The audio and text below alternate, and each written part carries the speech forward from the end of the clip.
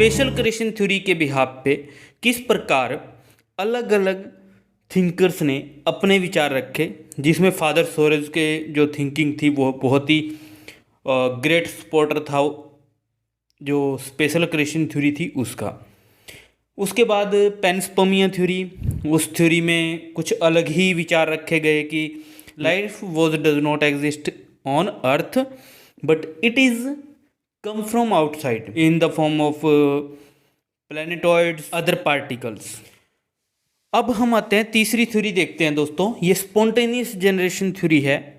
ये theory actually में इस थ्योरी के बिहाफ पे लोगों ने और जो बड़े बड़े विचारक थे उन्होंने अपने विचार रखने स्टार्ट किए। जो भी थ्योरी दी गई उसमें हम स्पेशल क्रिएशन थ्योरी लगा सकते हैं या पेनस्पर्मिया थ्योरी लगा सकते हैं या फिर स्पॉन्टेनियस जनरेशन थ्योरी लगा सकते हैं, जिसे हम अभी पढ़ने जा रहे हैं। दोस्तों ये थ्योरी ऐसा नहीं है कि ये थ्योरी गलत साबित हुई तो इनका कोई फ़ायदा नहीं है। दोस्तों फ़ायदा है इनके बिहाफ पे, जिन्होंने इनके विरुद्ध एविडेंस रखे उनको सोचने का एक विचार मिला कि इनके विरुद्ध कैसे जाया जा सकता है। सिंपल सी बात है दोस्तों। इसी प्रकार हम समाज में ले सकते हैं, इसी प्रकार हिस्ट्री से एग्जाम्पल ले सकते हैं।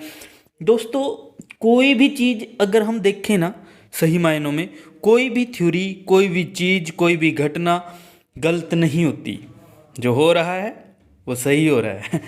तो दोस्तों इस चीज़ को आप लेके चल सकते हैं। अगर हम बोलें कि यार पेनस्पर्मिया थ्योरी कुछ भी नहीं थी, नहीं भाई, उसके बिहाफ पे साइंटिस्टों ने, बड़े विचारकों ने अपने विचार रखना स्टार्ट किया। तो अब हम स्पॉन्टेनियस जनरेशन थ्योरी देखते हैं दोस्तों। ये थ्योरी भी एक बहुत बड़ी थ्योरी है, लेकिन इसे गलत साबित कर दिया गया। लेकिन दोस्तों सोचना कि इस थ्योरी के बिहाफ पे कितने लोगों ने ये सोचना स्टार्ट किया होगा कि अच्छा ऐसे होता है, लेकिन उसे गलत साबित करने के लिए जो थ्योरीज दी गई वो सही थ्योरी थी। इसका मतलब ये नहीं है कि इस थ्योरी की कोई फ़ायदा नहीं हुआ। इस थ्योरी का बहुत फ़ायदा हुआ। इस थ्योरी के बिहाफ पे ही जो हमारे बड़े थिंकर थे उन्होंने सोचा और अच्छी थ्योरी दी। चलो देखते हैं स्पॉन्टेनियस जनरेशन थ्योरी क्या होती है। स्पॉन्टेनियस जनरेशन थ्योरी दोस्तों, पहले आप स्पॉन्टेनियस वर्ड समझ लो। स्पॉन्टेनियस होता है स्वतः चलने वाला। स्पॉन्टेनियस का मतलब क्या होता है दोस्तों? स्वतः ही चलने वाला, अपने आप होने वाला। तो स्पॉन्टेनियस जनरेशन थ्योरी क्या है दोस्तों? अपने आप होने वाली एक प्रक्रिया है। This theory tells us living organism can develop from non living matters. जो लिविंग ऑर्गेनिज्म होते हैं वो नॉन लिविंग मैटर से डेवलप कर सकते हैं, और life originated from decaying matter like straw, mud etcetera.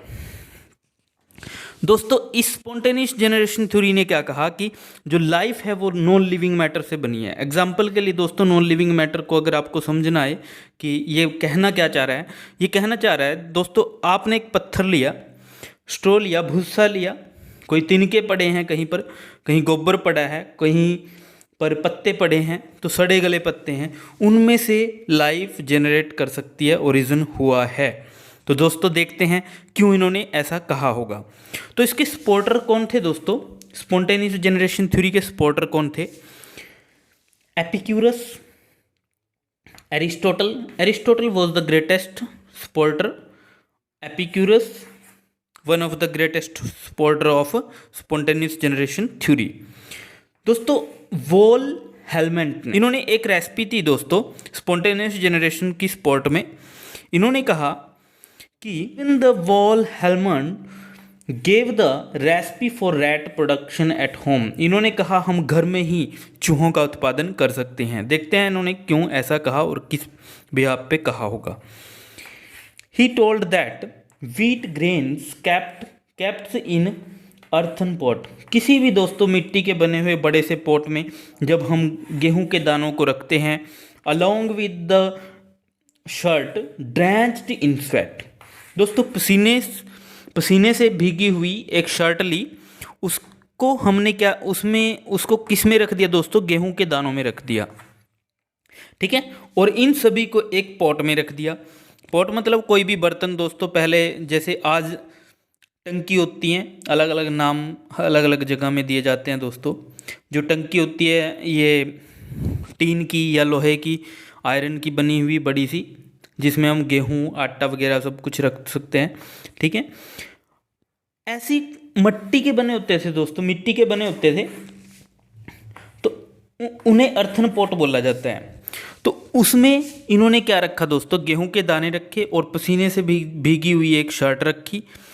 पसीने से भीगी हुई शर्ट से क्या मतलब है दोस्तों, हालांकि उनको उस समय इस बात की समझ नहीं थी कि यह पसीने से भीगी हुई शर्ट क्या कर रही है वहाँ पर। एक्चुअली में ये मॉइस्चर पैदा करेगी, उसके बाद ऑक्सीजन मिलेगी। अब देखते हैं दोस्तों, इन्होंने रेसिपी दी एक लाइन में, जो हेलमंड जी की जो रेसिपी थी वो एक लाइन में बताते हैं। इन्होंने डर्टी शर्ट ली, व्हीट ग्रेन्स लिए और 21 दिन तक रख दिया दोस्तों उनको अर्थन पॉट में, और बाद में उन्होंने बताया देखो वहाँ पर चूहे पैदा हो गए। दोस्तों जो स्पॉन्टेनियस जनरेशन थ्योरी थी, उनके ग्रेटेस्ट बिलीवर थे ये दोस्तों। इसमें हम और बात देख सकते हैं, इन्होंने एक तो गेहूं के दाने रखे, ग्रेन्स ऑफ व्हीट, इन्होंने grains of wheat plus dirty clothes रखे, प्लस इन्होंने क्या किया दोस्तों, इन्होंने साथ में 21 डेज के लिए रखा और इन्होंने बोल दिया कि वहाँ रैट प्रोडक्शन हो सकती है। एक्चुअली में दोस्तों हुआ क्या है, उस समय ना तो टेक्नोलॉजी थी और ना ही इतनी नॉलेज थी लोगों में। तो दोस्तों जो वोल हेलमंड जी ने अपने विचार रखे वो बिल्कुल सही थे। उन्होंने क्या कहा कि जब हम गेहूं और उसमें गंदे कपड़े, वहाँ पर वाटर वेपर्स आ गए इसकी वजह से, और 21 डेज़ के लिए रखा, तो वहाँ पर रैट पैदा हो सकते हैं। और इन्होंने रैट प्रोडक्शन का ये अपना सिद्धांत दिया।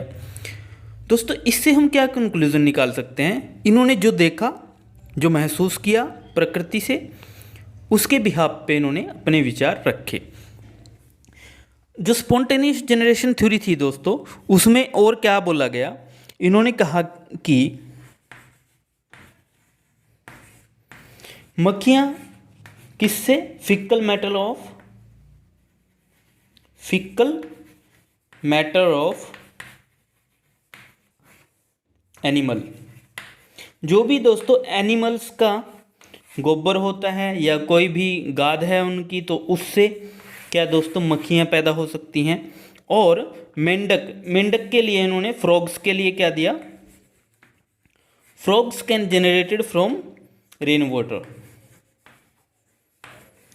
वाटर से क्या दोस्तों फ्रॉग जनरेटेड हो सकते हैं। ये दोस्तों मैं क्वेश्चन बना दूंगा बाद में छोटे छोटे, ताकि माइंड में ज़्यादा देर के लिए रहे। मक्खियाँ कौन सी थ्योरी बोलती है कि फिकल मैटर से मक्खियाँ पैदा हो सकती हैं, ये स्पॉन्टेनियस जनरेशन थ्योरी बोलती है। और फ्रॉग रेन वाटर से पैदा होते हैं, ठीक है। तो दोस्तों इन्होंने स्पॉन्टेनियस जनरेशन के बिहाफ पे ये समझाने की कोशिश की। और ये भी याद रखना दोस्तों कि स्पॉन्टेनियस जनरेशन थ्योरी के जो सबसे बड़े बिलीवर थे वो थे एपिक्यूरस, एरिस्टोटल और सर वोल हेलमंड।